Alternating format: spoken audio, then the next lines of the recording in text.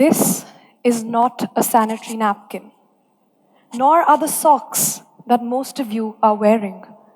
But for almost 70% of women in India, this is the only form of menstrual absorbance that they have ever used. As a young child, there was a game that I loved playing. Find the common link. So what do you think is the common link between these four things? Every single one of these things have been used as forms of menstrual protection by women and girls in India. And the repercussions and results of these are almost unimaginable. It adversely affects health, education, productivity, and the overall welfare of women and girls in India. But I've never used these. And yet, why do I stand here in front of you talking about it? I led a very simple and comfortable life. I grew up in a great family in Delhi, went to a wonderful school, and had more than basic facilities that any child would need while growing up.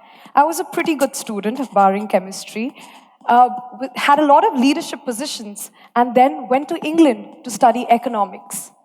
I was on the track of getting any job that I desired. I was like any college student who could reach their dreams. And yet, something changed. In the summer of 2015, I was given the opportunity to go teach math and English in the slums of Ghana, Africa. Convincing my parents as a 19-year-old to go and live in the slums for 4 weeks. Living in the slums with 4 random strangers with no electricity, Wi-Fi, or food facilities, being given the responsibility to teach at that age. That came with a lot of ifs and challenges, but that's a separate story. And then I stood on my first day in Ghana, Africa. A big sweltering sun, 40 degrees Celsius, a mind filled with lesson plans and ideas, a heart filled with excitement. I was ready to teach. I taught probability on my first day. And at the end of the day, I wanted to go to the bathroom and realized that I couldn't because there wasn't any. That made me think, what were my students doing every single day? Living in the community for 4 weeks led me to find out that girls were skipping 3 to 4 days of school every month just because of their period. I'd gone to teach, but I came back learning one of the most important lessons in my life. It was unbelievable that something as basic as sanitation could impact something as important as education. Then I started thinking about some very important ifs.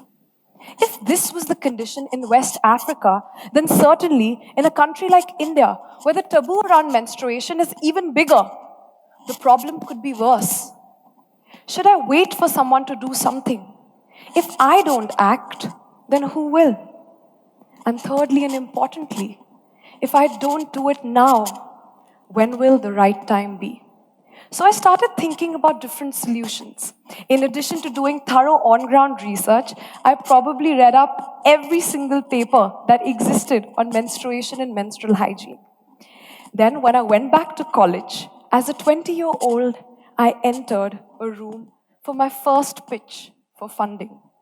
That room had 7 old British men who probably heard the word menstruation more in those 45 minutes than they ever had in their 60 years. And contrary to my shaking voice, hands and knees, I managed to get a secure funding from this extremely kind man at the University of Warwick. And that's when I started thoroughly building on solutions. Trust me, that's all I could think about for a very long time. I ordered every pad available in the market, cut down different components, took all my mother's clothes, cut them up, and created a complete mess. But I was addicted. And there are a lot of funny stories that followed. For example, my colleague at that time, Nitisha, and I went to the biggest cloth market in Delhi. We'd created a solution to check the absorbency of different materials for our pads, and we would put it in a dripper and take it along. So as we entered the shops, we would take different cloths and start testing all of them for our pad. The shopkeepers would then ask, what is the purpose of all of this? And we would excitedly say, we're trying to create the state-of-the-art reusable sanitary napkin that can help us combat all menstrual hygiene problems. This would be followed by awkward silence, and all of them looking away. Let me remind you, this is a long time before Akshay Kumar and Padman made it a little more normal to talk about menstruation in public. But we were determined. So the next shop onwards, we just kept saying, well, we're trying to build a baby diaper.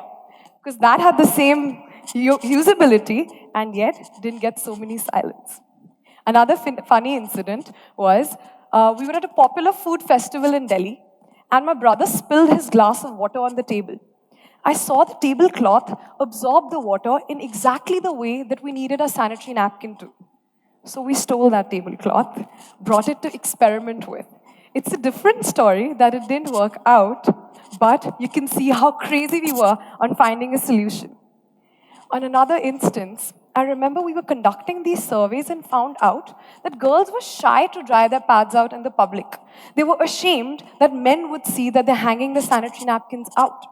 So while I was running one day in the park, I saw all the leaves and butterflies and thought, what if the pad camouflaged with their surrounding? And that led to these series of different sanitary napkins.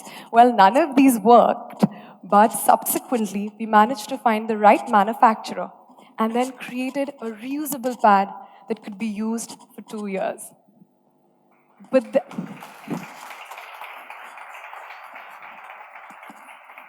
then came the harder part of the solution. How do we change the conditioning and mindset around menstruation that has been passing on for years and years? Generations of misinformation and myths. And that's exactly where the solution lay. We needed to get all the generations together and talk about menstruation to actually uproot it from its very core. So I decided, we'll have an open conversation. No more whispering, no more closed doors. Menstruation needs to be a normal conversation, and every conversation that we have will have at least 100 people and more than 2 generations together. So we consulted gynecologists, read our books, read our papers, and created this fun and effective menstrual hygiene workshop. Another thing that I wanted to ensure was it needs to be cool. We need to make it light and cool. Menstruation can't be a heavy topic anymore. So we created a fun awareness session that could cover all the generations together. And a solution was ready. A functional, reusable sanitary napkin that could be used for 2 years, and an awareness session that could help us combat all the problems and myths around menstruation. And that's when the journey of Baala began. On the first day, much like today, I was very nervous and excited. I hadn't slept the whole night. I was revising my script over and over and over again in my mind. I'd got my best friends to come along. We'd hand-packed the sanitary napkins. We thought of every camera angle that we needed to get the right photographs. And then, when we turned up, we realized that only 5 people had come to attend our session. That was our first and biggest lesson. It was not going to be easy. We needed to be smarter about getting people together. If I ask you a question here, how many women do you think we are in this audience? Approximately 25? Yes?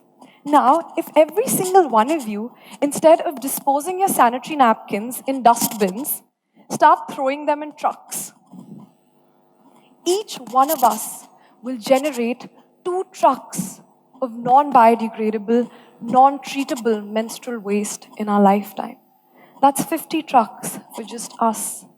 India has a population of 1.3 billion people, out of which 50% are women, out of which there's 350 million menstruating women at one given point. That equals 700 million trucks of non-biodegradable, non-treatable waste. So clearly, converting the country into a disposable sanitary napkin using country was not the solution. So we knew we were on the right track. and we needed to be smarter and cleverer for people to come and attend. And we did figure out the trick. So a few months later, I was standing in Haryana.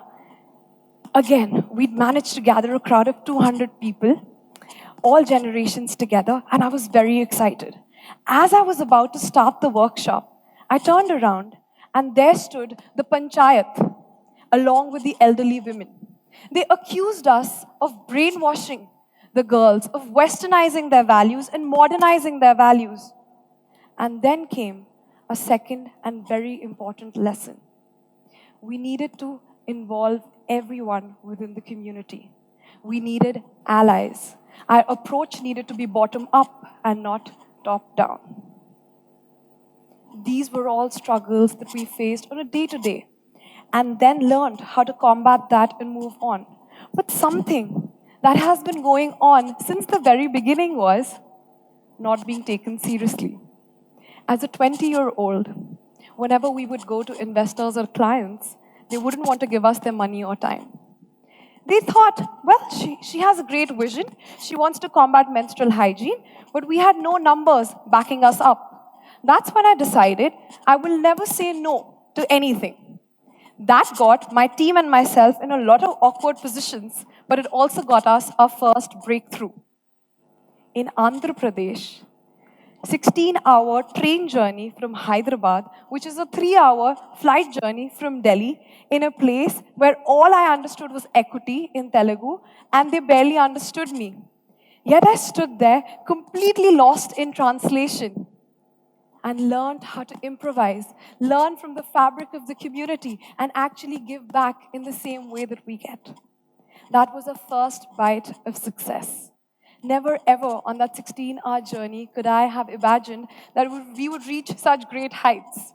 So that actually is our collaborator on top of Mount Everest, propagating from Baala, from the highest point on planet Earth. But jokes apart, from that first workshop with 5 people to this week on Wednesday, we had 700 women and girls together talking about menstruation like I am over here. The journey has been incredible. In the first year, it was like a homegrown business. My parents were my biggest advisors. I used my brother for his fancy college degree to come with me to all the meetings. My house corridor had turned into a warehouse. My head chef had become my head stock in charge and material in charge, and my best friends became my cameraman, my packers, and my motivators. And yet I learned that the right intentions always attract the right people. And today I have a wonderful partner, Aradhana, and a great team of 42 young and motivated girls, all under the age of 25, who motivated with us to bring a change. Together, in the last 2.5 years, we've directly benefited 125,000 women and girls across India, Nepal, and Africa. These women have taught us strength, resilience, and perseverance. We've met girls who were married off at the age of 14 and yet fought for the right to education and sit in their classrooms with chudas and sindoors. We've met women who fought domestic violence and gained financial independence so that their daughters don't have to go through what they went through. We've met women who walk kilometers every day to find food and water for their family. There's so many ifs that they deal with on a daily basis, and we want to make sure that menstruation is not one of those ifs. We also went back to Nepal, where we climbed and trekked to all of the remote villages. We were completely inaccessible by road, with our sanitary napkins on our heads and in our backs, and the mission to resolve menstruation in every corner. And very special for me was this year, the project went back to the same school where the idea came from in the summer of 2015.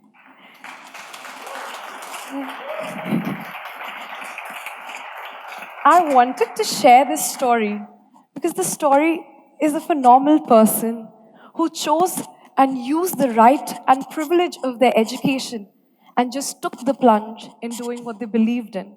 So I would like to conclude by saying, you don't really have to be extraordinary to do extraordinary things. Thank you.